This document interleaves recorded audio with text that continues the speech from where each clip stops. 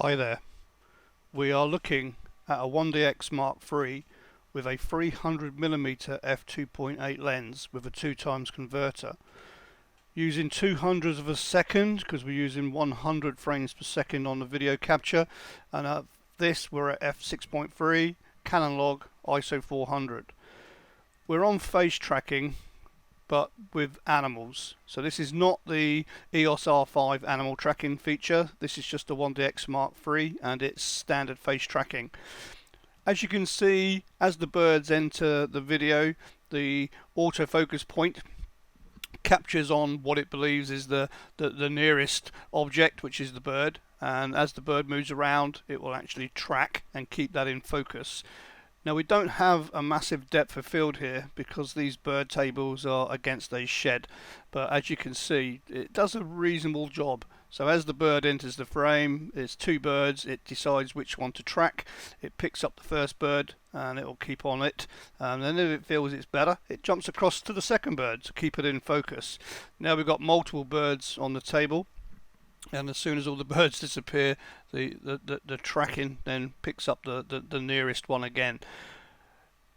Bear in mind this is through a 2x converter. I thought it was pretty impressive, to be honest. We know the face tracking on the 1DX MKiii and eye tracking is pretty superb anyway, but this is the first time I've actually used it on a physical animal. We have ordered the EOS R5, so we are going to be doing some more bird tracking and eye autofocus with the birds. But at the moment I thought I'd do a little video just showing you how good that the 1DX MKiii is. Now I love this camera, I can't fault it, it's absolutely superb. Now we are filming here in 1920 by 1080 FHD. The reason I do this for the moment is I've only got a small memory card, so it fills up pretty quickly if I use true 4K, but because we're using Premiere Pro we can render in 4K DCI, so we get some good results. I believe the bird tracking isn't too bad if you have a 1DX MKII. A lot of people are going to buy the R5 for the bird tracking, and a lot of videos on YouTube are saying it's the best thing ever. There are some very good videos of how it works and how good it is, especially for birds in flight.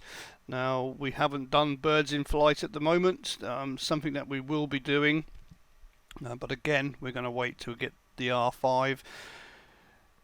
I believe this is pretty impressive, to be honest. Yes, it jumps around a little bit, it does try and search, but once it locks on to that physical animal it will then hold it. We're going to go into the rendered version now, so if you want to hang about, just wait a few seconds. We now render it back. Now because this was filmed at 100 frames per second, it is in fairly slow-mo, but I wanted to capture the birds. So sit back and enjoy, and yeah, I hope you enjoyed the video. Thank you.